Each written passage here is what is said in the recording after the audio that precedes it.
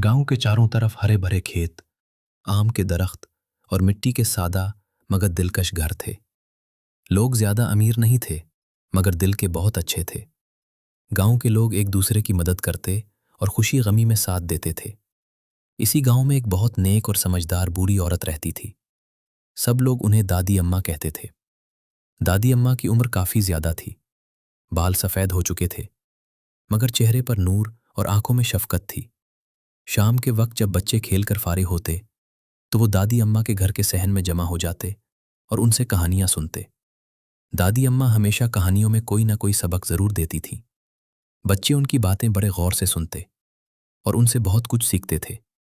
एक दिन भी शाम का वक्त था। सूरज आहिस्ता आहिस्ता गुरूब हो रहा था और ठंडी हवा चल रही थी।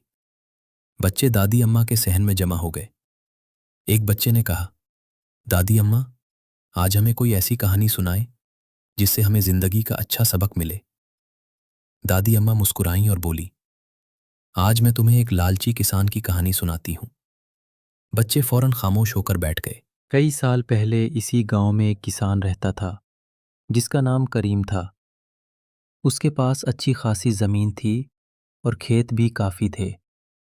अल्लाह ने उसे रिस्क भी दिया था, मगर उसकी एक बहुत बुरी आदत थी। वो बहुत लालची था। करीम हमेशा सोचता रहता था कि उसके पास और ज़्यादा दौलत कैसे आए। अगर किसी के खेत में अच्छी फसल होती तो वो जलने लगता। गांव के लोग मेहनत करते और अल्लाह पर भरोसा रखते थे, मगर करीम हमेशा शॉर्टकट ढूंढता था। एक दिन गांव में एक मुसाफिर आया। उसने गांव वालों को एक अजीब बात बताई। उसने कहा, पहाड़ के पीछे एक पुराना दरख्त है। कहते हैं जो शख्स उस दरख्त के नीचे खजाना ढूंढेगा उसे सोना मिलेगा। ये बात सुनते ही करीम की आंखें चमक उठी।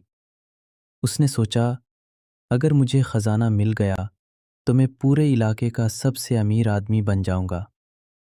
वो इसी वक्त खजाना ढूंढने के ख्वाब देखने लगा। अगली सुबह करीम एक बिलचा लेकर पहाड़ की तरफ निकल पड़ा। रास्ता लंबा और मुश्किल था, मगर लालच ने उसे अंधा कर दिया था। कई घंटे चलने के बाद वो उस दरख्त तक पहुंच गया जिसका मुसाफिर ने किया था। दरख्त बहुत पुराना और बड़ा था। उसके नीचे जमीन नरम थी। करीम ने फौरन खुदाई शुरू कर दी। वो कई घंटे तक खोदता रहा, मगर कुछ नहीं मिला। फिर भी उसने हिम्मत नहीं हारी। खजाना जरूर यहाँ कहीं होगा, वो खुद से कहने लगा। सूरज गुरूब होने लगा, मगर जमीन से सिर्फ मिट्टी ही निकल रही थी। करीम बहुत थक चुका था, मगर लालच की वजह से वो रुकने को तैयार नहीं था। एक अजीब मुलाकात। उसी दौरान वहां एक बूढ़ा फकीर आ गया। उसने करीम को देखा और पूछा, बेटा, तुम यहाँ क्या कर रहे हो? करीम ने कहा, मैं खजाना ढूंढ रहा हूँ। मुझे बताया गया है कि यहाँ सोना दफन है। फकीर मुस्कुराया और बोला, बेटा, असल खजाना जमीन में नहीं बल्कि इंसान की मेहनत में होता है। मगर करीम ने उसकी बात को मजाक समझा।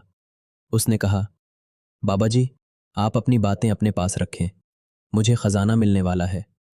फकीर ने सर हिलाया और वहां से चला गया। करीम ने रात तक खुदाई की, मगर कुछ नहीं मिला। वो थका हारा वापस गांव आ गया। अगले दिन वो फिर गया, फिर अगले दिन भी। यूं कई दिन गुजर गए, मगर खजाना कहीं नहीं मिला।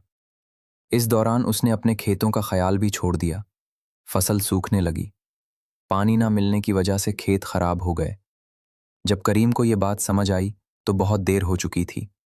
इसकी सारी फसल तबाह हो चुकी थी।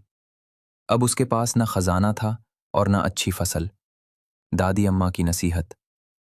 दादी अम्मा ने बच्चों की तरफ देखा और कहा, बच्चों, लालच इंसान को अंधा कर देता है। एक बच्चे ने पूछा, फिर करीम का क्या हुआ?